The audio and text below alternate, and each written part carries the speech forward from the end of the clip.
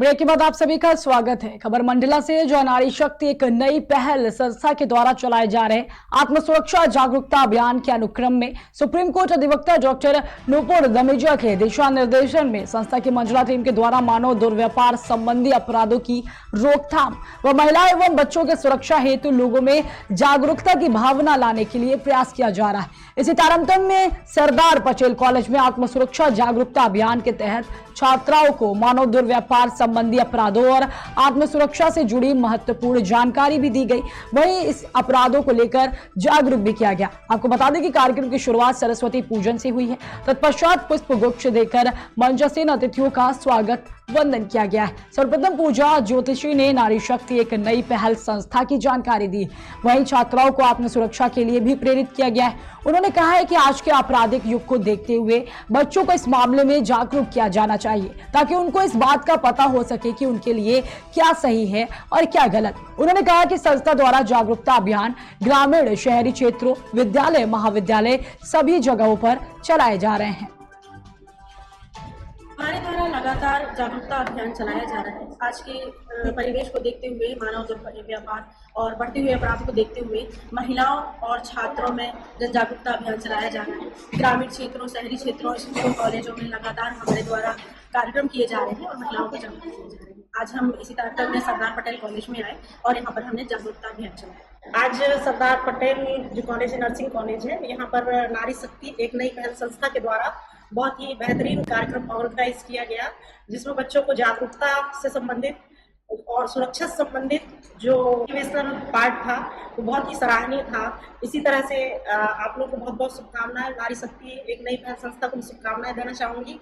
इसी तरह और भी जो कॉलेज है और स्टूडेंट हैं, और खासतौर से यदि मैं चाहूँगी कि गांव के जो स्कूल हैं वहाँ जाकर ये पहल करें और उन बच्चों को समझाएं, क्योंकि गांव के बच्चे जागरूक बिल्कुल नहीं होते और इस तरह से उन्हें कोई समझाने वाला नहीं होता। आज हम सरदार वल्लभ भाई पटेल कॉलेज में एक एनजीओ है नारी शक्ति एक नई पहल संस्था के तहत बच्चियों को, छात्राओं को जागरूक किए हैं।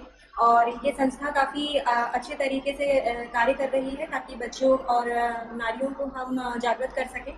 और मैं बहुत बहुत धन्यवाद देना चाहती हूँ इस संस्था को कि एक नई सोच, नई उड़ान, नई पहल के लिए जो हमारे बीच में आज जागरूकता चला रही है। मैं बहुत बहुत आभार और बहुत धन्यवाद करती हूँ इस संस्था को। मैं रंजना शर्मा एचओडी पद पे हूँ सरदार पटेल कॉलेज में। मैं आप सभी को ये बताना चाहती हूँ कि आज हमारे महाविद्यालय में नारी शक्ति एक नई पहल संस्था के कुछ कर्मचारी आए हुए थे और उन्होंने आज हमारी बीच मौजूद बीएड और नर्सिंग की स्टूडेंट्स को बहुत ही अच्छी चीज़ों की जानकारी दी, जागरूकता फैलाई। और मेरा खुद का एक उसमें समर्थन इस बात में था कि यदि महिलाओं के साथ साथ पुरुषों को भी जागरूक किया जाए तो इस समाज में जो भी अराजकता फैल रही है या जो हिंसा बढ़ रही है वो अपने आप ही रुक जाएगी, क्योंकि समाज में महिला और पुरुष दोनों की अपनी एक अहम भूमिका होती है। तो उन दोनों को ही यदि जागरूक किया जाएगा तो समाज एक बहुत ही खूबसूरत मोड़ पे जाएगा। धन्यवाद। खबर शाहजहांपुर से, जो प्रधानमंत्री आवास योजना में प्रधान द्वारा लाभुकों से अवैध वसूली करने का मामला सामने आया है, जहां पर लाभार्थी खुद अपनी समस्या वीडियो में बयां कर रहे हैं और भ्रष्ट संबंधित अधिकारी भी अपनी जेब गर्म करके हाथ पर हाथ धरे बैठे। वहीं प्रधान ने आवास स्वीकृत कराने के नाम पर गरीब परिवारों से रकम वसूली थी। आपको बता दें कि पहली किस्त आने के बाद 10,000 रुपए से 30,000 रुपए तक की वसूली की जा रही। गांव के लोगों का कहना है कि पक्के मकान वालों की आवाज बनाई जा रही और पात्र जो कि वास्तविक में झोपड़ी व कच्चे मकानों में अपना गुजर बसर कर रहे हैं, उनका आभार अपात्र कर दिया गया है। केंद्र सरकार ने जिले के गरीबों को पक्का मकान मुहैया कराने के उद्देश्य से प्रधानमंत्री आवास योजना चलाई है। वह जिम्मेदार भ्रष्ट संबंधित अधिकारी व प्रधान मिलकर सरकार की मंशा पर पानी फेरते साफ नजर आ रहे हैं। बताते चले कि गरीबों से अवैध वसूली को लेकर सरकार को एक बड़ा जोखिम उठाना पड़ सकता है, क्योंकि प्रधानमंत्री ने कड़े अभियान चलाते हुए भ्रष्टाचार के खिलाफ कड़े निर्देश देते हुए भी जिम्मेदार गरीबों के हक की रकम ऐड कर जेब भर रहे हैं। हालांकि वीडियो में लाभार्थियों ने सीधा आरोप लगाने का वीडियो वायरल होने से विभाग में हड़कंप मचा हुआ है। अब देखते हैं कि शासन भ्रष्ट प्रधान को पदमुक्त कर कब तक कार्रवाई करते हुए जेल भेजा जाएगा। पहला किस्त आ गया? हाँ, पहला किस्त। आपका ये जो दिख रहा है आप एक मकान है ना पीछे वाला? हमारा उसका देवर का जे है। अच्छा, ये आपका जो है बन रहा ना? हाँ, बन रहा। तो पहला किस्त कितना रुपए मिला आपको? 40 आए हैं तो उन्हें 10,000 ले 15,000 ले लिया और देखो 15,000 प्रधान ने लिए।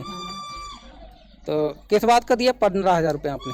वे बोले हमारा खर्चा होता है जो है 2 अच्छा, आवास का खर्चा होता है। 15,000 रुपये लिए आपसे। और बाकी कितना बताया? और बाकी बताया अभी 10,000 और लेंगे 25,000 बोले। टोटल 25,000। अच्छा, कितना रुपया आप पहले किस्त में? 40 प्रधान जी को कितना दिया है? 10 कितना मांग रहे थे? 25 25 पूरा बताओ कितना? 25 रुपए? 25,000। 25,000 रुपए। अच्छा अच्छा, तो आपने कहा नहीं कि हमारा आवास बन नहीं पाया कि किस बात का जो 25,000 रुपए ले रहे हो? मान के चलो 1,20,000 रुपए आता है। अबे कहीं नहीं आपने नहीं बोला? हाँ। तो 25,000 कट जाएगा, उसमें बन जाए तुम्हारा आवास? अब फिर क्या करेंगे जब प्रधान की महिमा तो करिए यही प्रधान। सरकार आप लोगों को खाते पैसे दे रही है, फिर तुम क्यों निकाल कर? सरकार दे रहा है तो बस जब संग जाता है तो फिर क्या करेंगे? रोक लगाए तो पैसा ना निकालोगे, खाता बंद। तो पासबुक तो तुम्हारे पास होगी ना? तो वहाँ पे तो मैं पहले ही ले गया किताब आधार पहले ले जाएगी। अच्छा, पासबुक आपकी जमा कर ली पहले? हाँ। क्या कहा? पासबुक जब देंगे जब पैसा हमारा दो खर्चा। अच्छा, पहला किस्त आ गया आपका? हाँ, कितना रुपया मिला आपको? 40,000। 40 में प्रधान जी को कितना दिया? 10 पूरा बताओ 10 कितना? अब 10 का 11,000 रुपया पहले दे देते। 11,000 टोटल? 11,000 रुपए दिए ना? हाँ। सच बता रहे, कोई जोर दबाव तो नहीं आप पे? अरे जोर दबाव कुछ नहीं है। अच्छा, टोटल कितना बताया था आपको? टोटल 20,000 बताया था। 20,000 रुपए। अगला किस्त जब आएगा तब देना अब पड़ेगा? हमने जा कही दी थी कि जब नरेगा को पैसा निकली जो बाद निकलती आखिर लेबर को ना हमने कही तब तुम्हें दे दी हमारा पैसा, बाकी अगर हमारा रुकिए ना। जो आवास पीछे बन रहा है किसका बन रहा है? दौलत राम नीरज नाम के नाम। कौन है आपके? हमारे भाई, सगे भाई है ना? सगे भाई। अच्छा, तो 40,000 रुपए किस्त आया, काफी दिन हो गए, आप लोग क्यों नहीं बन पाया? क्या समस्या है? 20,000 की ईट आ गई, 20,000 तो प्रधान ने ले लिया। अच्छा, पहला जब किस्त आया तो प्रधान जी ने ले लिया? ले लिया। हाँ। किस बात का पैसा लिया ये प्रधान जी ने? वो ले लिया कि हम बनवाते हैं, हम तुम लोगों को निकलाते हैं कॉलोनी। अच्छा अच्छा, इसलिए ले लेते हैं वो। अच्छा अच्छा। पहला किस्त आ गया आपका? हाँ, पहला कितना आया? कितना रुपया आया? 40,000। अच्छा अच्छा, 40,000 में प्रधान जी ने अपना खर्चा कितना बताया था? उनने बताया तो वैसे जाकर दाल नमक खाई कैसे खाई और खर्चा कुल 15 मतलब 15,000 सामान। 40,000 में 15,000 का सामान मिला आपको? हाँ जी। सामान दिया, पैसा दिया? नहीं, सामान दिया, पैसा नहीं दिया। कितना ईंट कितना दिया आपको? 1,000। 1,000 ईंट दिया। केबल? टेबल। और सीमेंट कितना दिया? 10 बोरी थे, कितना 8 बोरी रह गई। 2 बोरी उठवा ली? उठवा ही नहीं। अच्छा, मोरंग और बजरी कितना आया? मोरंग बजरी आए तो इसमें 25 तसला मोरंग उठवा ही ले, 10 तसला गिट्टी उठवा ही ले। अच्छा अच्छा। हाँ। पहली किस्त में जो 40,000 निकला, 15,000 का सामान मिला आपको? हाँ। और 25,000 उनके तो वैचारी कछु करे। 25,000 प्रधान ने ले लिया ना? हाँ हाँ। तो आप क्या चाहते हो, क्या होना चाहिए? हमारा चाहत हमारी खबर यूपी के मथुरा से, जहां जचोंदा से जुनसटी तक चल रहे सड़क निर्माण कार्य को मानकों के अनुसार न बजाया जाने से नाराज ग्रामीणों ने विरोध जताया है और सही से निर्माण कार्य करने की मांग की है। आपको बता दें कि वर्षों से खराब पड़े मार्ग का अब निर्माण कार्य चल रहा है, जो काफी लंबा कार्य पूरा भी हो चुका है, मगर कार्य को मानकों के अनुरूप नहीं किया जा रहा है, जिससे ग्रामीण काफी नाराज दिखाई दे रहे हैं। वहीं ग्रामीणों का कहना है कि ठेकेदार द्वारा सड़क निर्माण कार्य को मानकों के अनुरूप नहीं किया जा रहा है, निर्माण कार्य में सही सामग्री का इस्तेमाल नहीं हो रहा है।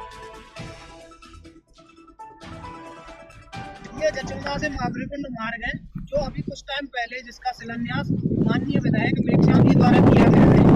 ये सड़क जब बनना शुरू हुई तभी हम लोगों ने मना किया था कि ये जो मानक पीडब्ल्यूडी के जो है उस मानक के हिसाब से सड़क नहीं तैयार हो रही है। बाकी ठेकेदार ने दबाव बना के हमारे ऊपर कि ये तो ऐसे ही बनेगी, ऐसे बनेगी तो फिर भाई कैसे काम चलेगा? आने वाले 5 साल तक इसका नंबर नहीं आना है और पिछले 5 साल में आज नंबर आया है इसका। हमें काफी दिक्कत होती है और ये सिंगल मार्ग है जो हमें मथुरा से कनेक्ट करता है। आज के टाइम में इसकी कंडीशन अगर आपको दिखा दी जाए तो वीडियो क्लिप में हमने दिखाया है, गिट्टी और गोलतार के नाम पे इसमें काला तेल लगाया गया है। जो ये मानक के अनुसार बननी चाहिए थी वो मानक के अनुसार नहीं बनी है। इसमें जो भी जो बनी है रोलर के द्वारा, ये मशीन के द्वारा बननी चाहिए थी, और जो मानक के अनुसार इसमें जो साइड में वो लगाई जाती है पटरा, वो ठीक ठाक नहीं लगे हुए हैं।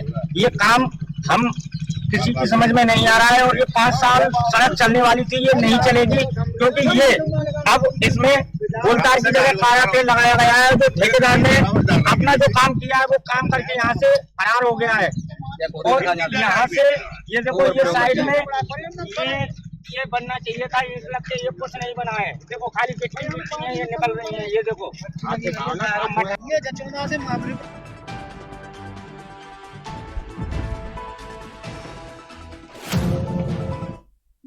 खबर यूपी के मथुरा से, जो प्रशासन ने पीडब्ल्यूडी गेस्ट हाउस में रिक्शा चालकों के साथ बैठक की और ARTO मथुरा और भरतपुर ने रिक्शा चालकों का नगर पालिका में रजिस्ट्रेशन कराने के लिए आवेदन मांगे। आपको बता दें कि परिक्रमा मार्ग में रिक्शा की बढ़ती तादाद को देखते हुए रिक्शा संचालन की व्यवस्था 4 जोन में विभाजित की गई, जहाँ सप्तकोशीय परिक्रमा मार्ग को ग्रीन जोन में शामिल किया गया है। तो वही राधाकुंड, गोवर्धन, अन्योर और जतीपुरा में 400 ई रिक्शा चलने की अनुमति भी दी गई है।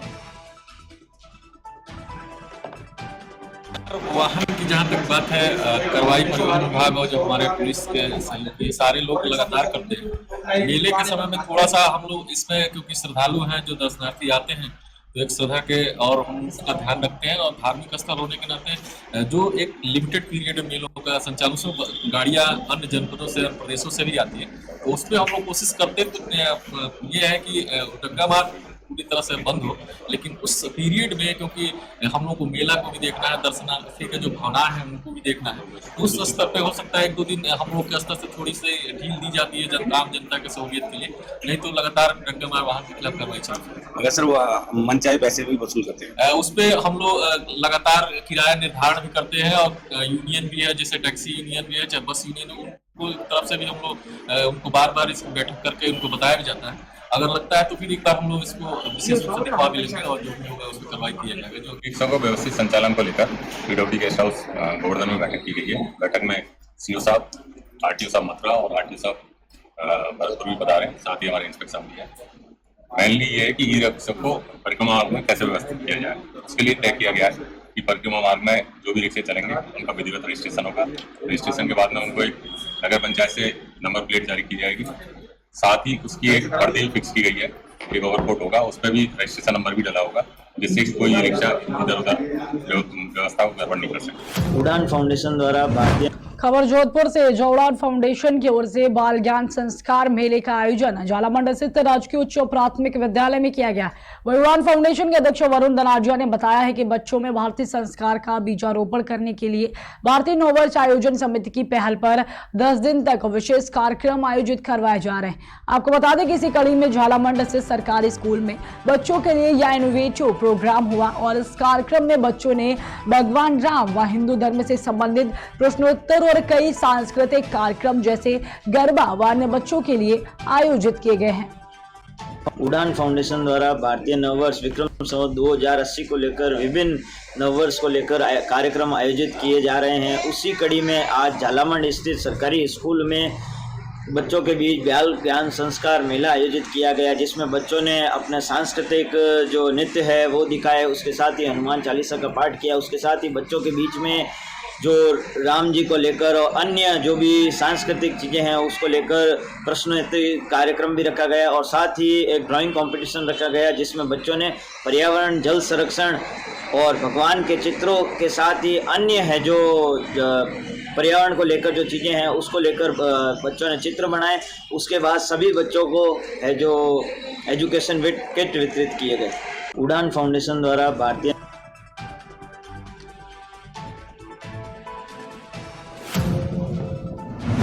खबर यूपी के कन्नौज से, जो जिले में पत्रकारों ने होली मिलन समारोह मनाया। पत्रकारों ने जमकर गुलाल उड़ाया और एक दूसरे को गुजिया और मिठाई खिलाकर एक दूसरे को बधाइयां दी।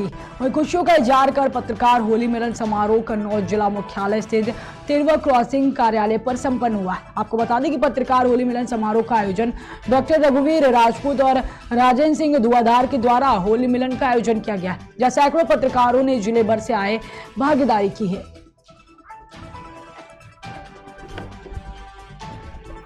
दादा, ये किस तरीके का आयोजन है यार? ये सनातन धर्म की परंपरा होली मिलन समारोह है, जो जिला स्तरीय पत्रकार साथियों के बीच में मनाया गया है, और अभी से ये कार्यक्रम शाम तक चलेगा। इसमें जिले के सभी वरिष्ठ पत्रकार साथी शामिल हो रहे हैं। क्या संदेश देना चाहेंगे आप? संदेश ये है कि हमारी परंपरा जीवित बनी रहे, आपस में भाईचारा बना रहे, और इस मामले में तमाम संगठन के लोग जो है वो अपना कार्यक्रम करते हैं। ये पत्रकार साथियों का कार्यक्रम इसलिए किया गया है कि हमारे पत्रकार साथियों के अंदर भी ये समाज सेवा की भावनाएं और ये धार्मिक परंपराओं की जागरूकता बढ़े, और आगे चल कर के लोग इस कार्यक्रम को जो है पूरे देश में पत्रकारों के बीच में मनाया जाए, ऐसी भावना से प्रेरित होकर के ये कार्यक्रम को जो है मनाया जा रहा है। बाबा एक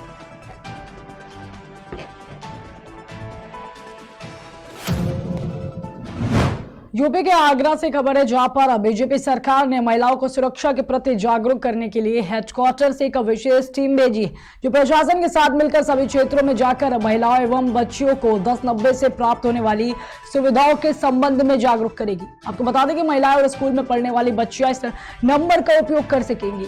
वही कमिश्नर डॉक्टर प्रतेंद्र सिंह ने हरी झंडी दिखाकर मुख्यालय से आई टीम एवं प्रशासन की टीम के साथ ही एंटी रोमियो टीम को हरी झंडी दिखाकर रवाना किया है। आपको बता दें कि हर क्षेत्र में जाकर महिलाओं को 1090 नंबर से प्राप्त होने वाली सुविधाओं के बारे में जानकारी दी जाएगी। वही कमिश्नर ने बताया है कि यह कदम महिला सुरक्षा में एक मील का पत्थर साबित होगा।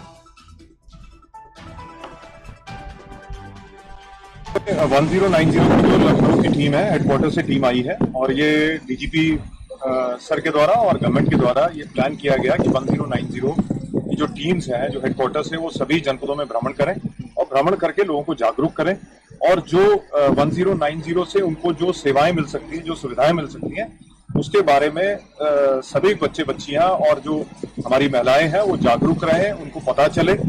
इसी उद्देश्य से ये टीम यहाँ पे आई है और इसके साथ हमारी एंटी रोमियो स्क्वाड और जो हमारी यहाँ की 1090 की टीम है, वो सभी साथ में मिलके इसमें आज भ्रमण करेंगे आगरा कमिश्नरेट का और फिर इस जोन के बाकी जनपदों में भी ये टीम जाके भ्रमण करेगी और लोगों को जागरूक करेगी। जगह जगह जाके इनके प्रोग्राम्स हैं, जो हमारे जैसे सेल्फी पॉइंट है या जो हमारे कॉन्फ्रेंस हॉल है, वहां पे जाके ये लोगों को संबोधित करेंगे और उनको 1090 ऐप के बारे में और उसमें किस तरह की शिकायतें की जा सकती है, किस तरह उसका निस्तारण होता है, क्या क्या सुविधाएं बच्चियों को मिल सकती है, कैसे उनके नाम कॉन्फिडेंशियल रखने के बाद भी उन मंचलों के खिलाफ कार्रवाई की जा सकती है, ये सारी चीजें उनको के बारे में जागरूक करेंगे। यही इस पूरी टीम का उद्देश्य है और यही इस पूरे भ्रमण का उद्देश्य है। 1090 खबर यूपी के जालौन से नदी गांव थाना क्षेत्र के ग्राम कन्हरी में दिन दहाड़े ट्रांसपोर्ट कंपनी में अज्ञात चोर ने गोलक से 65,000 चोरी कर भाग गया। बता दें कि दुकानदारों ने चोर की काफी खोजबीन की, पर अज्ञात चोर का कहीं पता नहीं चल पाया। आपको बता दें कि बांके बिहारी ट्रांसपोर्ट कंपनी के प्रोपराइटर मोहन यादव ने पुलिस को बताया कि एक व्यक्ति आया और सीमेंट लेने की बात कर रहा था, तभी दुकान की गोलक में रखे 65,000 रुपए की चोरी करके वह भाग गया है। चोरी की घटना दुकान में लगे सीसीटीवी कैमरे में कैद हो गई है। वहीं पुलिस अज्ञात चोर की अभी तलाश कर रही है।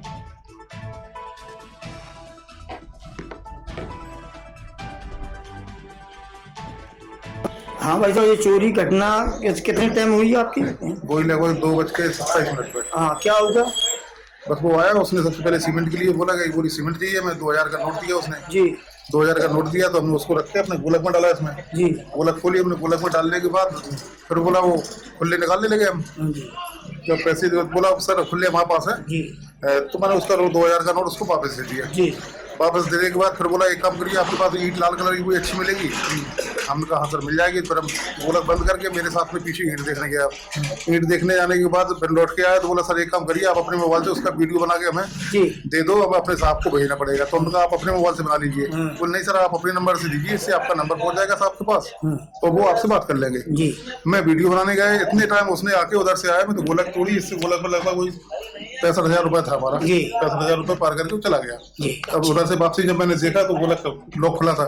मैंने देखा कहाँ गया तो बताया बगल वाले बहुत नदी की तरफ भाग गया वो जी।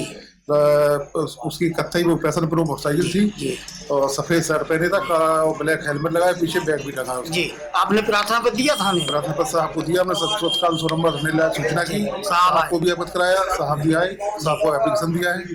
हाँ भाई साहब, ये चोरी घटना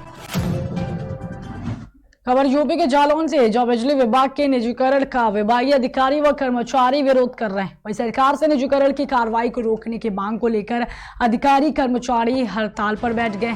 आपको बता दें कि अधिकारी व कर्मचारियों की हड़ताल पर जाने के कारण उपखंड अधिकारी कार्यालय में ताला लटका रहा, तो वही वित्तीय वर्ष का अंतिम महीना मार्च चल रहा है। ऐसे में उपभोक्ता बिजली बिल की समस्याओं के समाधान व सरचार्ज में छूट की उम्मीद ने तो वही बिल संशोधन कराने व बिल जमा कराने के लिए एसडीओ कार्यालय जाना पड़ता है। बता दें कि कार्यालय में कर्मचारी अधिकारी के न होने के कारण उपभोक्ताओं को बहुत ज्यादा दिक्कत का सामना भी करना पड़ रहा है।